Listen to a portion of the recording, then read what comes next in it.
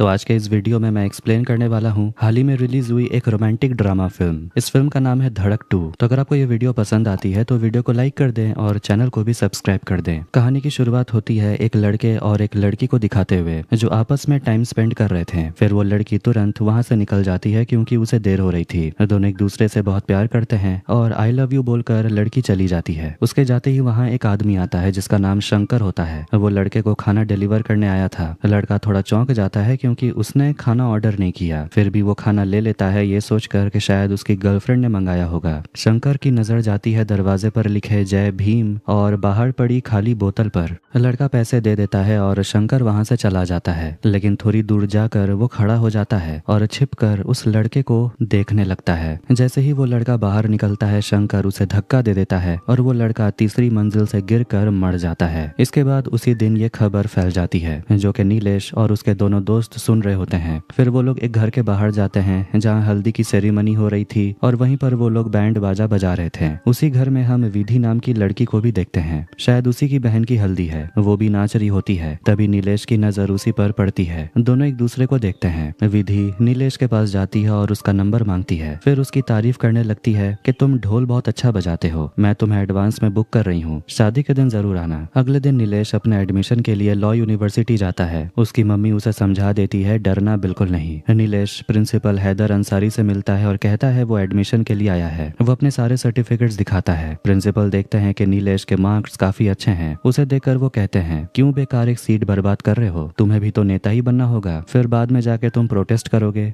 नीलेश कहता है मुझे पॉलिटिक्स में नहीं आना। प्रिंसिपल बोलते हैं ये तो केजरीवाल ने भी कहा था। नीलेश जवाब देता है नेता बनने के लिए लड़ाई करनी पड़ती है, मुझसे वो नहीं होगा। लॉयर बनने के लिए पढ़ाई करनी पड़ती है, वो मैं करूंगा। प्रिंसिपल को लड़का इंप्रेस कर देता है, इसीलिए वो कहते हैं कैंपस में जितने भी प्रोटेस्ट होते हैं उनसे दूर रहना। फिर वो बाहर निकलता है तो कुछ स्टूडेंट्स जय भीम का नारा लगा रहे थे, मगर नीलेश बहुत खुश होता है कि उसका एडमिशन हो गया। जब घर वो जाता है तो उसके पापा खुश नहीं लगते हैं। उन्हें लगता है कि ऊंची जाति के स्टूडेंट्स उनके बेटे को यूनिवर्सिटी में जीने नहीं देंगे और इतना बड़ा कॉलेज है, पैसे आएंगे कहाँ से। तभी उसकी माँ बोलती है कोटा में एडमिशन हुआ है, फीस कम ही लगेगी। नीलेश अपने पापा से कहता है आप तो घर पे रहते ही नहीं, तो आपको ये सब सोचने की जरूरत नहीं है। अगले दिन नीलेश यूनिवर्सिटी जाता है। वहीं उसकी मुलाकात फिर से विधि से हो जाती है। जैसी वो उसे देखती है पहचान लेती है, अरे तुम तो वही ढोल वाले हो। विधि उसे देखकर खुश होती है कि वो भी यहीं लॉ की पढ़ाई करने आया है। अब क्लास का सीन दिखाया जाता है। क्लास में सभी लोग नीलेश को पीछे जाकर बैठने को बोलते हैं। नीलेश चुपचाप पीछे जाकर बैठ जाता है और लोगों से झगड़ा नहीं करता क्योंकि वो दलित है। क्लास में एक एक करके सभी स्टूडेंट्स अपना अपना इंट्रोडक्शन देते हैं कि उन्हें वकील क्यों बनना है। एक लड़का होता है नाम रौनक जो कि विधि का चचेरा भाई होता है। वो भी अपने बारे में बताता है। जब नीलेश की बारी आती है तो वो जानबूझकर अपना टाइटल यानी सर नेम नहीं बताता। जब टीचर और स्टूडेंट्स बार बार पूछते हैं तब भी वो चुप ही रहता है। क्लास के बाद कुछ सीनियर्स बाहर खड़े होते हैं जो नीलेश की रैगिंग करने वाले होते हैं। तभी वहाँ एक और सीनियर आता है जिसका नाम होता है शेखर। वो उन्हें रोक देता है और नीलेश को बचा लेता है। शेखर नीलेश को कैफेटेरिया में ले जाता है और उसे समझाता है अगर यहाँ सरवाइव करना है तो झुंड में रहना पड़ेगा, अकेले मत चलो नहीं तो कुचल दिए जाओगे। नीलेश जवाब देता है भाई मुझे इन सब चीजों से कोई लेना देना नहीं है, मुझे पॉलिटिक्स में नहीं पढ़ना। शेखर मुस्कुराते हुए कहता है पॉलिटिक्स तो तभी शुरू हो गई थी जब तुम पैदा हुए थे। इधर विधि के घर में देखते हैं उसकी बड़ी बहन को देखने के लिए एक लड़के वाले आते हैं। उनकी बातचीत अच्छे से चलती है। विधि भी उन लोगों से कई सवाल जवाब करती है। दोनों परिवार ब्राह्मण होते हैं, लेकिन एक दिक्कत आ जाती है। विधि का परिवार नॉन वेज खाता है जबकि लड़की का परिवार वेजिटेरियन होता है। थोड़ी देर के लिए माहौल अजीब हो जाता है मगर फिर भी लड़के वाले मान जाते हैं। अगले दिन क्लास में एक सीनियर लड़की रीचा स्टूडेंट्स को पढ़ा रही थी। वो इंग्लिश में पढ़ा रही होती है, लेकिन नीलेश को इंग्लिश समझने में काफी दिक्कत हो रही थी। वो हाथ उठाकर बोलता है मैम हिंदी में पढ़ा सकती हो क्या। क्लास खत्म होने के बाद नीलेश विधि के पास जाता है और उसे पूछता है क्या मैं होमवर्क हिंदी में कर सकता हूँ। विधि कहती है कर सकते हो, लेकिन अगर तुम्हारी इंग्लिश मजबूत हो जाएगी तो तुम किसी भी कोर्ट में आसानी से प्रैक्टिस भी कर पाओगे। शेखर नीलेश को लड्डू खाने को देता है, लेकिन एक लड्डू अलग से बचा के रखता है, वो भी रीचा के लिए। नीलेश को समझ आ जाता है कि शेखर और रीचा एक दूसरे से प्यार करते हैं। एक और सीन में शेखर और एक स्टूडेंट के बीच में डिबेट हो रही होती है। वो स्टूडेंट कहता है कि रिजर्वेशन के चलते असली टैलेंटेड लोगों की सीट छीन जाती है। शेखर गुस्से में जवाब देता है मेरे घर में आज तक कोई भी कॉलेज नहीं गया, मुझे ये यूनिवर्सिटी सिर्फ रिजर्वेशन के वजह से ही मिली है। इस देश में सेवा करने वालों की कोई कदर नहीं, हमारे पास सिर्फ यही एक रास्ता है। उधर जैसे ही विधि देखती है कि शेखर और ऋचा एक साथ हैं, वो मुस्कुराती है और तभी उसकी नजर नीलेश पड़ जाती है। दोनों के बीच कुछ सेकंड्स के लिए एक प्यार सी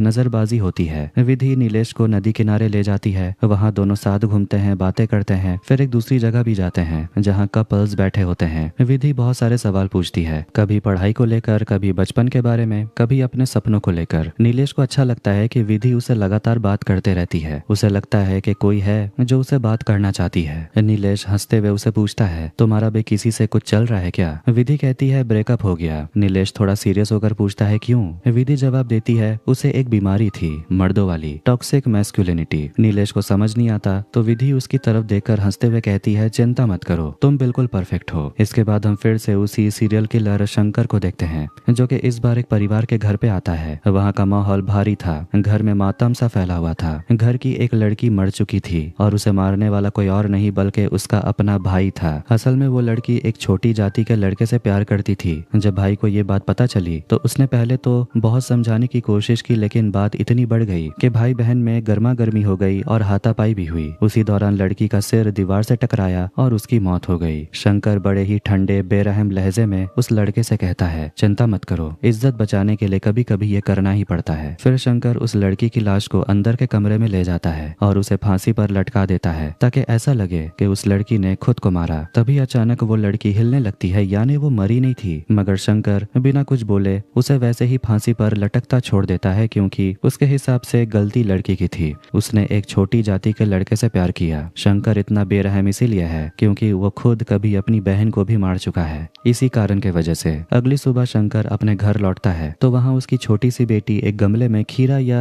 खरबूजा उगाने की कोशिश कर रही थी, लेकिन कई दिनों से उसमें कोई पौधा नहीं निकल रहा था। शंकर उसे देखकर समझाता है, बेटा ये पौधा नहीं उगेगा, हर पौधे की एक अपनी जमीन होती है। अगर एक दूसरे को मिट्टी में जबरदस्ती लगाओगी तो वो मुरझा जाएगा और मर जाएगा। उधर यूनिवर्सिटी में क्लास चल रही होती है। टीचर नीलेश को खड़ा करके एक टॉपिक समझाने को बोलते हैं। नीलेश बढ़िया तरीके से पूरी बात हिंदी में समझा देता है, मगर टीचर उसे उल्टा बैठने को बोलते हैं और कहते हैं, बाकी का मैं समझा दूंगा इंग्लिश में। इसके बाद नीलेश देखता है कि उसका दोस्त वासु कॉपी में कुछ उल्टा सीधा बना रहा था। नीलेश उसे पूछता है तो वो कहता है, टीचर की नजर से बचने के लिए करना पड़ता है। नीलेश भी वैसा ही अंडा अंडा बनाने लगता है। तभी टीचर क्लास में घूमते हुए उसके पास आते हैं और जो भी नीलेश ने कॉपी में लिखा होता है उसे पढ़कर मजाक उड़ाते हैं। विधि वहीं बैठी होती है लेकिन वो कुछ नहीं बोलती। नीलेश के बचाव में कुछ भी नहीं कहती। टीचर कहते हैं, हजारों बच्चे एंट्रेंस एग्जाम देकर इस यूनिवर्सिटी में आने की कोशिश करते हैं, उनमें से एक है नीलेश जो यहाँ फ्री में पढ़ रहा है, लेकिन इसकी उसे कोई कदर ही नहीं है। ये सुनकर नीलेश गुस्से में आ जाता है और वो और भी स्टूडेंट्स की कॉपियां उठा लेता है और टीचर को दिखाता है। कहता है, देखिए सर, सबने ही यही लिखा है, किसी को कुछ समझ नहीं आ रहा आप क्या पढ़ा रहे हैं। फिर भी टीचर कुछ नहीं मानते और नीलेश को क्लास से बाहर निकाल देते हैं।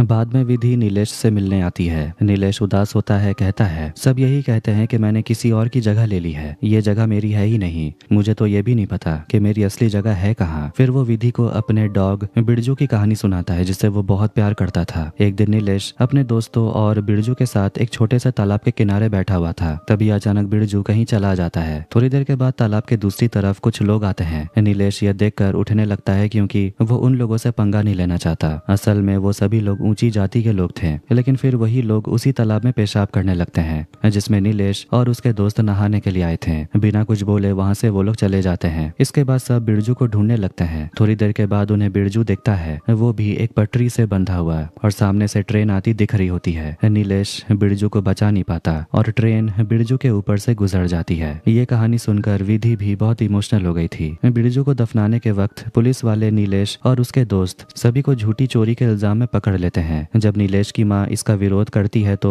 वो पुलिस वाला सबके सामने उसे जोरदार थप्पड़ मार देता है। पुलिस स्टेशन में लड़कों को जमकर पीटा जाता है, बुरी तरह मारा जाता है। आखिरकार नीलेश की माँ एक वकील को लेकर थाने पहुंचती है, तब जाकर पुलिस वाले लड़के को छोड़ते हैं। घर लौटते वक्त नीलेश अपनी माँ से पूछता है, वकील कहाँ से लाई आप? उसकी माँ बोलती है, संस्था वालों ने भेजा था। ये सब देखने के बाद नीलेश की माँ उसे समझाती है कि तुझे वकील बनना है मुझे पता है, लेकिन हमारे पास पैसे नहीं है। नीलेश कहता है, मुझे तो बस पॉलिटेक्निक करना रखना है, नौकरी मिल जाएगी और क्या चाहिए। लेकिन उसकी माँ उसे समझाती है, हम लोग गिरते गिरते इतना गिर चुके हैं कि शायद उठना ही भूल गए हैं। तुझे क्या लगता है कि अगर तू पढ़ाई कर लेगा, नौकरी लग जाएगी तो हमारे ऊपर जो अत्याचार होते हैं ये सब बंद हो जाएगा? नहीं होगा बेटा, ये सब फिर भी होगा। अब बात ताकत की है। माँ की यह बात सुनकर नीलेश ठान लेता है कि वो अब लॉयर बन के रहेगा। उधर जब विधि को नीलेश के हालात के बारे में पता चलता है तो उसका भी होश उड़ जाता है। वो सोचती है कि मुझे लगा ये सब तो सालों पहले खत्म हो चुका है, होता भी था तो गांव में होता था। नीलेश कहता है जिनके साथ नहीं होता उन्हें तो ऐसा ही लगता है। जब प्रिंसिपल ने मुझे यहाँ एडमिशन दिला दिया तो मुझे लगा कि सब कुछ ठीक हो गया, लेकिन आज जो भी क्लास में हुआ वो गलत था। विधि समझाती है इसमें तुम्हारी गलती नहीं थी, वो तो टीचर ही ऐसा है, सबके साथ ऐसा ही करते हैं। नीलेश कहता है सबके साथ नहीं करते, सिर्फ मेरे साथ करते हैं। सबके सामने कह दिया कि मुझे सीट फ्री में मिली है, लेकिन उसे क्या पता कि इस फ्री की भी हमें कितनी बड़ी कीमत चुकानी पड़ती है। विधि कहती है तुम जिस सब्जेक्ट में कमजोर हो मैं तुम्हें पढ़ा दूंगी, तो चलो साथ में पढ़ाई करते हैं। वो नीलेश का हाथ पकड़ लेती है और नीलेश मान जाता है। अब कहानी आगे बढ़ती है। नीलेश और विधि साथ में पढ़ाई करने लगते हैं। पढ़ाई के साथ साथ उनकी दोस्ती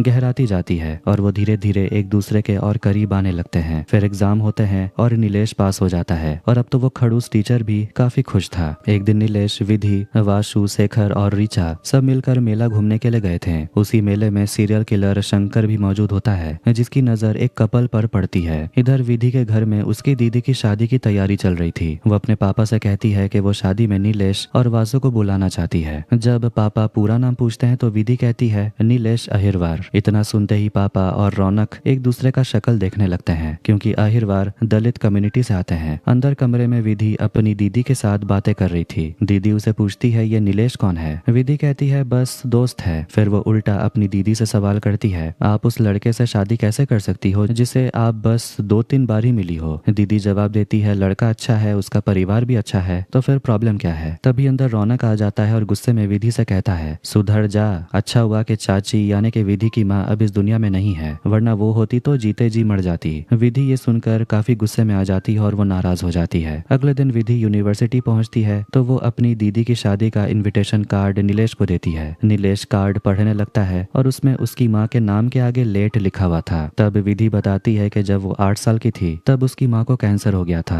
अपनी माँ को याद करके विधि रोने लगती है। नीलेश उसका हाथ थाम लेता है और फिर अचानक विधि नीलेश को किस कर लेती है और फिर नीलेश भी उसे किस करता है। इसके बाद दोनों यूनिवर्सिटी के अंदर वापस आते हैं तो वहाँ शेखर और कुछ और स्टूडेंट्स प्रोटेस्ट कर रहे थे। वो लोग नीलेश से कहते हैं कि वो पिटीशन पर साइन करे, लेकिन नीलेश मना कर देता है। कहता है कि मैंने तो पहले ही कहा था कि मुझे ये सब पॉलिटिक्स में नहीं पढ़ना, मैं बस यहाँ पढ़ाई करने के लिए आया हूँ। शेखर समझाता है ये लड़ाई तुम्हारे और हमारे जैसे लोगों की है। ऋचा शेखर से कहती है ये फैसला नीलेश का होना चाहिए, तुम उस पर जबरदस्ती मत करो। शेखर उसे बहुत समझाता है, लेकिन नीलेश कहता है कि मुझे ये सब समझ नहीं आता और मैं इन सब झंझटों में पढ़ना नहीं चाहता। वो वहाँ से चला जाता है। अब शादी वाला दिन आ जाता है। नीलेश अच्छे से तैयार होता है और उसकी माँ उसे समझा देती है जिसकी शादी में जा रहा है उस घर की लड़की से दूर ही रहना। शादी में सब घर वाले खूब एंजॉय कर रहे होते हैं, सब एक साथ डांस कर रहे होते हैं। विधि और नीलेश को एक साथ डांस करता देख विधि के पापा उन्हें देख रहे थे। जब नीलेश खाना खाने जाता है तभी विधि के पापा आते हैं और नीलेश को अकेले बाहर ले जाते हैं। वो पूछते हैं तुम्हारा घर कहाँ है, तुम्हारे मम्मी पापा क्या करते हैं? उन्हें अब अंदाजा हो जाता है कि नीलेश विधि को पसंद करता है। तभी वहाँ रौनक और कुछ लड़के आ जाते हैं और नीलेश को पीटने लगते हैं। वो धमकी देते हैं विधि से दूर रहो, उसे नाली का कीड़ा तक कह देते हैं। विधि के पापा सभी को डांट कर भगा देते हैं और नीलेश से माफी मांगते हैं। नीलेश बहुत डरा हुआ होता है, लेकिन पापा तो खुद भी डरे हुए थे। वो कहते हैं मेरी बेटी से दूर रहो, वरना अगर कुछ लोगों को पता चल गया वो तुम्हें भी मार डालेंगे और मेरी बेटी को भी। कॉलेज में भी बात मत करना, वरना समाज में उठना बैठना हमारा बंद हो जाएगा। कम से कम विधि के बारे में तो सोचो। नीलेश फूट फूट कर रोने लगता है। उधर विधि नीलेश को ढूंढ रही थी। वो वासु से पूछती है नीलेश कहाँ है, लेकिन उसे भी नहीं पता होता। नीलेश फोन भी नहीं उठा रहा था। नीलेश खुद को बिरजू की जगह इमेजिन करता है। उसे लगता है उसके साथ भी वही सब होगा। अब वो हमेशा डरा डरा सा रहने लगता है। उसकी माँ भी ये नोटिस करती है कि अब वो कॉलेज नहीं जा रहा। इधर कॉलेज में शेखर को कॉलेज से निकाल दिया जाता है। वो गुस्से में प्रिंसिपल से पूछने लगता है मेरी गलती क्या है? प्रिंसिपल कहते हैं वीसी को लगता है कि तुम कॉलेज के पैसों से अपने पार्टी को फंड करते हो, मैं कुछ नहीं कर सकता। तुम बाकी बच्चों को भी क्लास में आने नहीं देते। इस देश में लॉयर की कितनी कमी है तुम्हें पता भी है। उसी दिन विधि नीलेश से मिलने के लिए उसके घर पहुंच जाती है, क्योंकि ना तो वो उसका फोन उठा रहा था और ना ही इतने दिनों से कॉलेज आ रहा था। विधि पूछती है अगर मुझसे कोई गलती हुई है तो बताओ, पर ऐसे इग्नोर क्यों कर रहे हो? या फिर तुम्हारे अंदर मेरे लिए कोई फीलिंग्स ही नहीं है? हैं। नीलेश सीधा बोल देता है, तुम मुझसे दूर रहो, हम लोग दोस्त हैं, पर इतने भी अच्छे नहीं है कि मैं तुमसे हर चीज शेयर करूं, और मैं तुम्हें फोन क्यों करूं, तुम हो कौन। फिर वो विधि को अपने मोहल्ले में ले जाकर दिखाता है जहाँ सिर्फ कूड़ा साफ करने वाले, गटर साफ करने वाले लोग रहते हैं। कहता है तुम्हारे आसपास सब डॉक्टर इंजीनियर हैं, तुम तो लॉयर बन जाओगी, यही है हमारे बीच का फर्क। विधि जवाब देती है, मुझे पता है तुम क्या बोलना चाह रहे हो, हाँ हमारी कास्ट अलग है, पर मैं अपने अंदर की इस फीलिंग का क्या करूं। इतना बोलकर वो नीलेश को कस के गले लगा लेती है, लेकिन नीलेश उसे खुद से दूर करता है और विधि चुपचाप वहां से चली जाती है। बहुत दिनों तक नीलेश कॉलेज नहीं जाता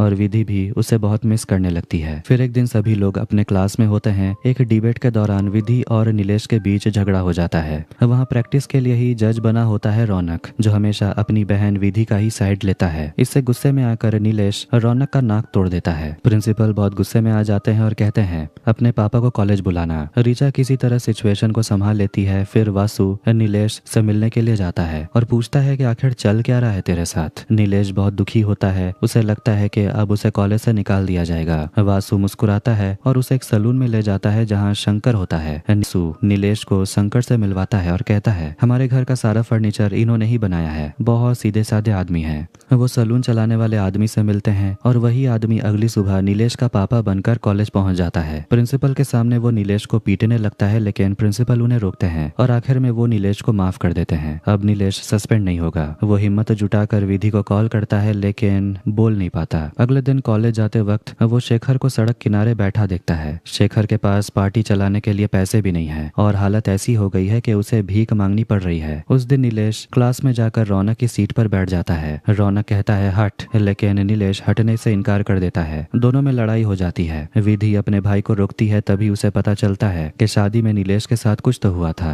वासु नीलेश पर चिल्लाता है तुझे आजकल क्या हो गया है। नीलेश गुस्से में कहता है जाकर अपने ही जात वालों से पूछ। वासु बोलता है हमारे बीच दोस्ती में जात कहाँ से आ गई। नीलेश बोलता है हमेशा से ही थी, पर तुझे दिखी नहीं। विधि आकर पूछती है शादी में हुआ क्या था। नीलेश गुस्से में बोलता है तुम जानकर करोगी क्या, तुम दोनों को कुछ दिखता ही नहीं है, या शायद देखना ही नहीं चाहते। घर पे विधि की दीदी उसे समझाने लगती है उस लड़के से दूर रहो, वरना हमारे परिवार की बदनामी होगी। रौनक भी वहाँ आता है और बात और ज्यादा बढ़ जाती है। रात का वक्त होता है। नीलेश अपने घर लौट रहा था, तभी कुछ लड़के उसे पकड़कर बुरी तरह पीटने लगते हैं। वो उसे उठाकर नाले में फेंकने ही वाले थे कि तभी अचानक शंकर आकर नीलेश को बचा लेता है। फिर दोनों पास की एक दुकान में जाकर चाय पीने लगते हैं, लेकिन जैसे ही शंकर को पता चलता है कि नीलेश किस इलाके में रहता है तो उसका बर्ताव बदल जाता है। वो नीलेश का दिया हुआ चाय नहीं पीता और नीचे रख देता है। अगले दिन नीलेश फिर से क्लास में जाकर उसी सीट पर बैठ जाता है जो रौनक की होती है। रौनक मजबूरी में पीछे वाली सीट पर बैठता है, लेकिन अब वो बदला लेने का सोचता है।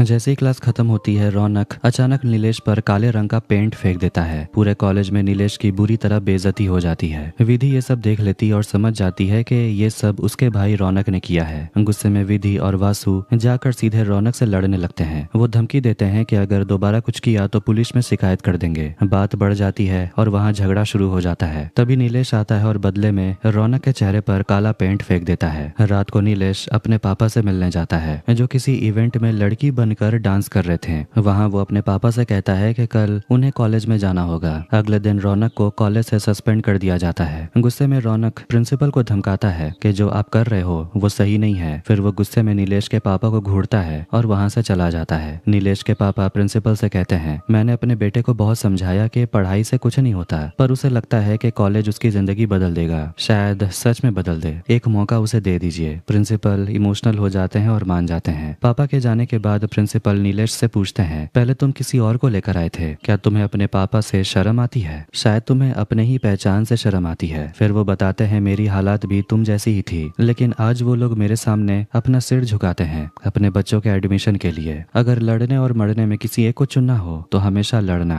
रौनक और उसके दोस्त नीलेश के पापा की धोती खींचकर सबके सामने उनकी बेइज्जती कर देते हैं। नीलेश दौड़कर आता है और अपने पापा को बचाता है और रौनक और उसके दोस्त वहाँ से भाग जाते हैं। जब विधि को पता चलता है तो वो भी अपने भाई रौनक को बहुत पीटने लगती है। गुस्से में पूरे परिवार के सामने कह देता है कि एक दिन विधि इसी नीलेश के साथ भाग जाएगी, तब हमारे खानदान की इज्जत का क्या होगा। विधि जवाब देती है मतलब घर की इज्जत सिर्फ मेरी वजह से है और तू जो करता है वो सब सही है। बहुत झगड़ा होता है और विधि वहाँ से चली जाती है। वहीं रौनक के पापा विधि के पापा से बोलते हैं विधि तो पागल है, उसे समझाइए, लड़का हमारा थोड़ी है, उससे कुछ हो गया तो हमारा क्या। नीलेश गुस्से में रॉड उठाता है लड़ने के लिए, लेकिन उसकी माँ उसे उसे समझाती है, ये पहली बार नहीं हुआ है तेरे पापा के साथ, चुपचाप घर पे बैठ। फिर उसके पापा खुद उसे समझाते हैं, मुझे पता है कि मेरे काम से तुझे शर्म आती है, लेकिन मुझे वो काम पसंद है और मैंने उस काम के लिए बहुत लड़ा है। अब तुझे जो पसंद है उसके लिए तुझे भी लड़ना चाहिए। अगले दिन नीलेश कॉलेज पहुंचता है और शेखर को ढूंढता है, लेकिन वो कहीं नजर नहीं आ रहा था। जब वो शेखर के हॉस्टल रूम में जाता है तो वो देखता है शेखर ने खुद को खत्म कर लिया था। ये देखकर नीलेश अंदर से पूरी तरह टूट जाता है। रीचा जोर जोर से रोने लगती है। शेखर के बॉडी को ले जाया जाता है और उसी समय नीलेश अपनी आंखों के सामने शेखर और बिरजू को बैठा हुआ देखता है। जब विधि से उसकी मुलाकात होती है तो नीलेश उसे साफ साफ कह देता है कि तुम मुझसे दूर ही रहो। मैं शेखर और बिरजू को नहीं बचा पाया, शायद खुद को भी नहीं बचा पाऊंगा और तुम्हें भी नहीं। विधि पूछती है तो क्या मेरे भाई की वजह से मुझसे दूर रहोगे? मैं अपने पापा से बात करूंगी। तब नीलेश बताता है कि शादी की रात क्या हुआ था। उसके पापा ने उसे मना कर दिया है कि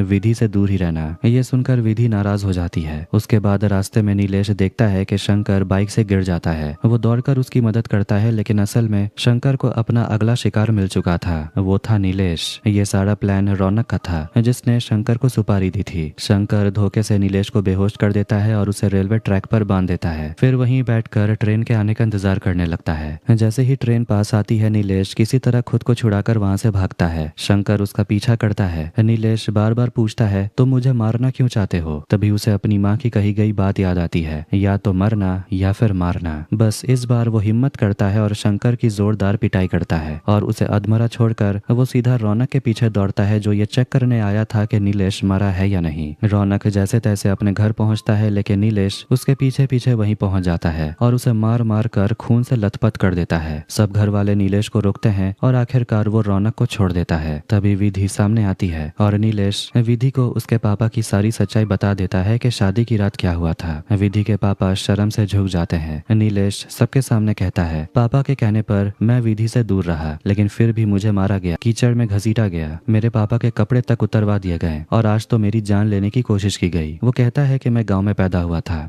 लेकिन कमाने के लिए शहर आया, पर शायद भूल गया था हालात बदल सकते हैं, जात नहीं। ये सुनकर विधि अपने पापा से बहुत नाराज हो जाती है। तभी वहाँ रौनक के पापा बंदूक लेकर पहुंच जाते हैं। सब लोग उन्हें रोकने की कोशिश करते हैं। इतने में विधि इतनी जोर से चिल्लाती है कि सब रुक जाते हैं और वो सबके सामने नीलेश को गले लगा लेती है। उधर शंकर को होश आता है और उसे अपने किए पर शर्म आती है कि वो एक दलित लड़के को मार नहीं पाया। वो खुद जाकर पटरी पर बैठता है और ट्रेन उसके ऊपर से गुजर जाती है। अगले सीन में हम देखते हैं कि कॉलेज में एग्जाम चल रहा था। बीच में नीलेश का पेन बंद हो जाता है, मगर रौनक उसे अपना पेन पकड़ा देता है। ये देखकर विधि मुस्कुरा देती है। आखिरी सीन में नीलेश और विधि एक साथ बस में सफर कर रहे होते हैं, शायद एक नई खुशहाल जिंदगी की तरफ इशारा करते हुए। और इसी के साथ धड़क 2 मूवी यहीं पर एंड हो जाती है। इंसान की असली पहचान उसकी जात नहीं बल्कि उसकी सोच और हिम्मत होती है। जब तक हम चुप रहते हैं अन्याय बढ़ता है, लेकिन जैसे ही हम अपनी आवाज उठाते हैं बदलाव की शुरुआत होती है। नीलेश ने अपनी खामोशी तोड़कर नफरत और भेदभाव के खिलाफ जो लड़ाई लड़ी वो दिखाती है कि सच्चा प्यार, आत्मसम्मान और इंसाफ हासिल करना मुश्किल जरूर है मगर नामुमकिन नहीं। और जब विधि ने सबके सामने उसका साथ दिया तो ये साबित हो गया कि समाज की सबसे मजबूत दीवारें भी गिर सकती हैं। बस जरूरत है सच्चाई और साहस से खड़े रहने की। नीलेश जैसे लाखों लोग हर दिन सिर्फ इसीलिए टूटते हैं क्योंकि वो उस खांचे में फिट नहीं बैठते